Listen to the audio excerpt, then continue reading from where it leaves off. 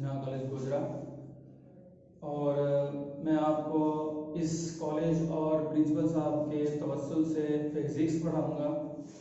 तो फिर फिज़िक्स को स्टार्ट करने से पहले मैं चाहता हूँ कि आपको पेपर पैटर्न, पेपर स्टाइल के बारे में कुछ पता होना चाहिए। वो पेपर पैटर्न, पेपर स्टाइल क्या है? तो असल में जो आपका पेपर है वो 3 पोर्शन के ऊपर जो है वो मुश्तमिल होता है। सबसे पहले बेसिकली 2 होते हैं, फिर एक हमारे पास ऑब्जेक्टिव टाइप होती है, दूसरा सब्जेक्टिव टाइप होती है। तो सब्जेक्टिव टाइप के आगे 2 हिस्से हैं, मैं थोड़ा सा आपको गाइड कर देता हूँ, उसके बाद हम जो है वो अपने मेन टॉपिक की तरफ चलेंगे। तो हमारे पास जो पेपर का पहला क्वेश्चन आता है वो हमारे पास आता है ऑब्जेक्टिव टाइप। ऑब्जेक्टिव में हमारे पास 17 जो ऑब्जेक्टिव होती हैं, जिनमें से आपने हर एक को करेक्टली क्लिक करना होता है। उसके बाद जो सेकंड क्वेश्चन आपके पास आता है वो होता है शॉर्ट क्वेश्चन का। शॉर्ट क्वेश्चन आपके पास 33 शॉर्ट क्वेश्चन आते हैं, 33 में से आपने 22 को अटेम्प्ट करना होता है। तो इनकी भी डिवीजन है। वो डिवीजन किस तरह से है? वो जो शॉर्ट क्वेश्चन है उनको 3 पेयर में जो है वो 3 हिस्सों में जो है वो डिवाइड किया गया है। वो कैसे? सबसे पहला जो हिस्सा है उसमें हमारे पास 12 शॉर्ट क्वेश्चन दिए जाते हैं, उनमें से आपने 8 अटेम्प्ट करने होते हैं। उसके बाद फिर से जो दूसरा पोर्शन है उसमें से भी आपने 12 आपको गिवन होंगे, उसमें से भी आपने 8 जो है वो अटेम्प्ट करने हैं। इसी तरह से जो थर्ड पार्ट होता है वो बुक का लास्ट वाला पोर्शन होता है, उसमें से आपको 9 शॉर्ट क्वेश्चन जो हैं वो दिए जाएंगे, जिसमें से आपने 6 जो है वो अटेम्प्ट करने हैं। इस तरह से आपने टोटल 33 में से 22 अटेम्प्ट करने हैं। पहले 17 नंबर के एमसीक्यू, 44 नंबर के ये 22 जो शॉर्ट क्वेश्चन है उनको अटेम्प्ट करना होता है। उसके बाद जो तीसरा पोर्शन है, तीसरा पोर्शन हमारे पास होता है लॉन्ग क्वेश्चन का। लॉन्ग क्वेश्चन जो है वो आपको 5 लॉन्ग क्वेश्चन आएंगे, उनमें से आपने 3 अटेम्प्ट करने होते हैं। हर एक जो शॉर्ट लॉन्ग क्वेश्चन है उसके 2 पार्ट होते हैं, एक थ्योरी वाला होता है, एक न्यूमेरिकल होता है। जो थ्योरी है वो 5 नंबर की होती है, 3 नंबर का जो आपके पास न्यूमेरिकल जो है वो होता है। अब किसी चैप्टर में से भी जो 2 चैप्टर हैं जिनमें से आपको फॉर एग्जांपल दूसरा और तीसरा चैप्टर है, उसमें से एक जो है चैप्टर मुखा दूसरा है या तीसरा है, उसमें किसी में से भी एक में से आपको थ्योरी वाला क्वेश्चन आएगा, दूसरे में से आपको न्यूमेरिकल आएगा। तो इस तरह से पेयरिंग है कुछ इसकी, दूसरे तीसरे की है, चौथे और हमारे पास 8वें की है, 5वें छठे की है, 7वें और 9वें की है, 10वें और 11वें की है। इस तरह से इसकी जो डिवीजन है। तो बाकी किस किस तरह से आपको मजीद जो है एक आगे इसके बारे में मैं देता रहूँगा जब हम टॉपिक वाइज को पढ़ेंगे। तो चलिए अब स्टार्ट करते हैं। हमारा जो टॉपिक है वो बेसिकली फिजिक्स ही है। फिजिक्स आज आपको मैं जस्ट उसका इंट्रोडक्शन दूंगा। बेसिकली फिजिक्स होती क्या है? तो फिजिक्स चूंकि हमें पता है कि साइंस की एक ब्रांच है, तो इसलिए हमें इससे पहले पता होना चाहिए कि साइंस जो है वो क्या है। साइंस जो है वो क्या है?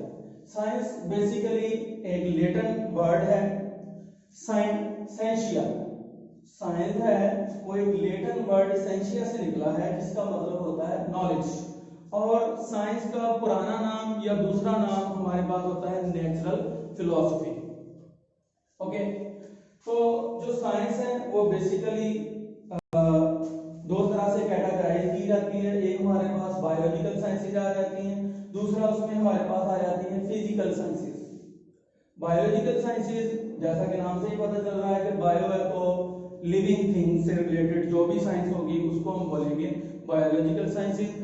और उसमें जो मेन ब्रांच आ जाती है वो बायोलॉजी आ जाती है। उसके बाद उसकी जो सब ब्रांचेज हैं वो बॉटनी है, वो जोलॉजी है, ईटीसी। इसके अलावा बहुत सी ब्रांचेज जो हैं वो बायोलॉजिकल साइंसेज में हमारे पास आ जाती हैं। ओके, अब हम बात करते हैं साइंस की दूसरी ब्रांच के बारे में, जिसको हम बोलते हैं फिजिकल साइंसेज। तो फिजिकल साइंसेज बेसिकली क्या है? उसमें हमारे पास जैसा कि नाम से ही पता चल रहा है कि फिजिकल है, फिजिक्स बेसिकली एक इसकी ब्रांच है फिजिकल साइंसेज की साइंस में। तो इसके अलावा जो इसकी दूसरी है उसमें केमिस्ट्री है, कंप्यूटर है, मैथ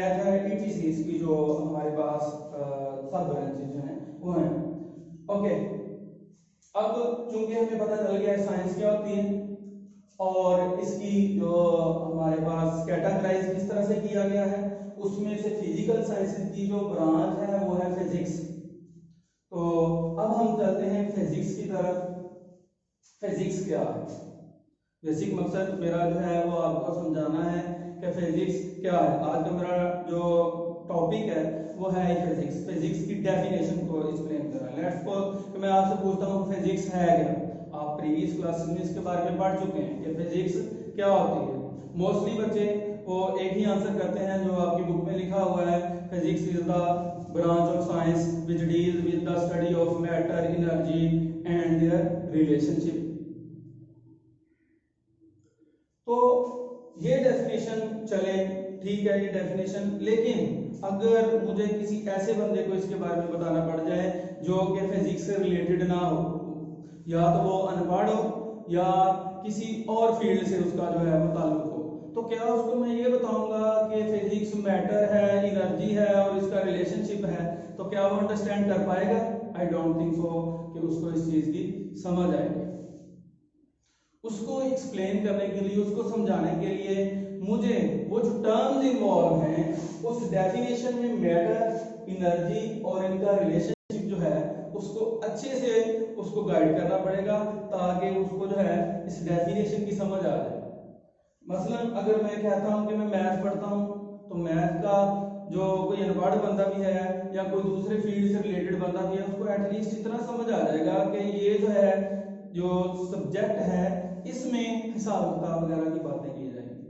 बायोलॉजी है तो बायो से लिविंग ऑर्गेनिज्म की जो है वो बातें की जाए। चलें केमिस्ट्री है उसमें केमिकल वगैरह की जो है वो स्टडी की जाती है। लेकिन किसी को मैं ये बताऊं कि फिजिक्स जो है वो मैटर, एनर्जी और इनका रिलेशनशिप है, तो उनको क्या समझ आएगी? नहीं आएगी। तो उसके लिए हमें क्या करना पड़ेगा, ये जो टर्म्स हैं उस डेफिनेशन में आ रही उसको थोड़ा सा एक्सप्लेन करना पड़ेगा।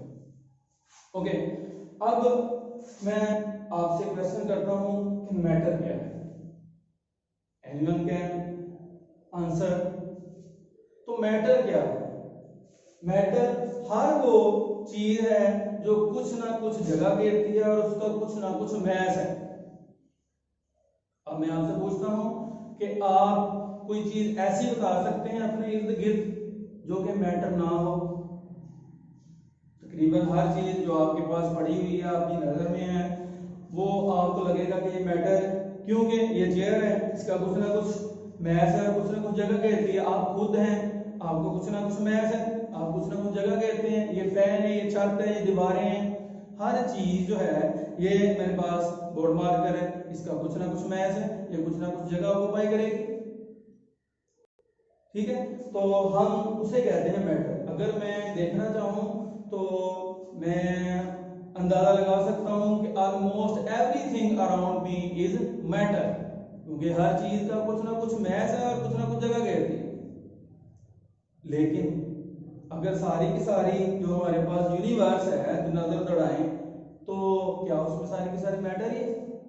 बाहर देखने को हमें लगेगा कि वो सारा का सारा मैटर है, लेकिन डेफिनेशन में एक और वर्ड भी इस्तेमाल किया गया है, एनर्जी। तो फिर ये एनर्जी कहां पे जाएगी? एनर्जी बेसिकली क्या है? अब मैं एनर्जी को डिफाइन करता हूं। Energy is the ability of a body to do work. वो जो आपके पास मैटर है, वो जो आप हैं, वो जो चेयर है, वो कोई मशीन है, वो कोई गाड़ी है, उसकी काम करने की सलाहियत को हम एनर्जी बोलते हैं। वो जो मैटर है उसके काम करने की सलाहियत को एनर्जी बोलते हैं। अब इसमें जो दो चीजें थी डेफिनेशन में वो हमें क्लियर हो गई हैं। सबसे पहले था हमारे पास मैटर, उसके बाद हमने डिफाइन किया एनर्जी को। ठीक है, ये दो बातें हमें क्लियर हो गई। लेकिन तीसरी बात जो आती है इन दोनों के रिलेशनशिप की आती है। इन दोनों के रिलेशनशिप को मैं इस तरह से एक्सप्लेन करता होता हूँ मोस्टली कि हमारे पास लेट्स सपोज के दो जो हैं इक्वल क्वांटिटीज के गिलास हैं, यानी कि वो एक जितना उनका साइज है। अब मैं क्या करता हूँ कि एक गिलास लेता हूँ, उसमें मैं जो है वो 1 लीटर दूध डाल देता हूँ, दूसरा ग्लास लेता हूँ उसमें 1 लीटर पानी डाल देता हूँ। तो अगर मैं देखना चाहूँ तो उनकी एनर्जी को जज करना चाहूँ, लेट्स सपोज मेरे पास 2 स्टूडेंट आते हैं, मैं एक को पानी वाला ग्लास दे देता हूँ, एक को दूध वाला ग्लास दे देता हूँ, दोनों पीते हैं, तो क्या उनको एक जैसी एनर्जी मिलेगी? नहीं, जो दूध वाला है उसकी एनर्जी जो है वो ज्यादा होगी एज कंपेयर टू जो पानी वाला ग्लास है। तो यहां से हमें एक कंसेप्ट जो है वो क्लियर होता है कि चीजें जो हैं वो मैटर के एतबार से तो सेम हो सकती हैं, लेकिन एनर्जी के एतबार से वो कभी भी एग्जैक्टली एक जैसी नहीं हो सकती। इसके अलावा भी बहुत सारी एग्जांपल्स हैं जो मैटर और एनर्जी जो है इनके रिलेशनशिप को शो करती हैं। तो अब मैं बताता हूं कि फिजिक्स जो है वो बेसिकली एक हमारे पास लैटिन वर्ड है फिजिका, वहां से डिराइव्ड है, ठीक है। फिजिक्स एक लैटिन वर्ड फिजिका से डिराइव्ड है। इसके अलावा इसका ग्रीक वर्ड भी है, उसको भी हम जो है वो फिजिका, जस्ट उसके स्पेलिंग में कुछ फर्क है। तो अगर हम उसका इंग्लिश में ट्रांसलेट करें, उसको ट्रांसलेट करना चाहें, तो वो हमें उससे ये पता चलता है कि फिजिक्स जो है वो लैटिन वर्ड फिजिका से निकला है, और फिजिका का मतलब होता है हमारे पास नेचर। तो सिंपली अगर हम इसको डिफाइन करना चाहें फिजिक्स को, तो फिजिक्स को सिंपली हम कह सकते हैं कि the study of nature is called physics. अब अगर आप किसी भी बंदे को बताना चाहें तो आप सिंपली उसको ये कह देंगे the study of nature is called physics, that's enough, ये काफी होगा। ओके, तो अब हम मिलेंगे इंशाल्लाह नेक्स्ट लेक्चर में एक नए टॉपिक के साथ, और अब तक हम जो है अपना रेगुलर चैप्टर जो है वो स्टार्ट करेंगे इंशाल्लाह। तो तब तक के लिए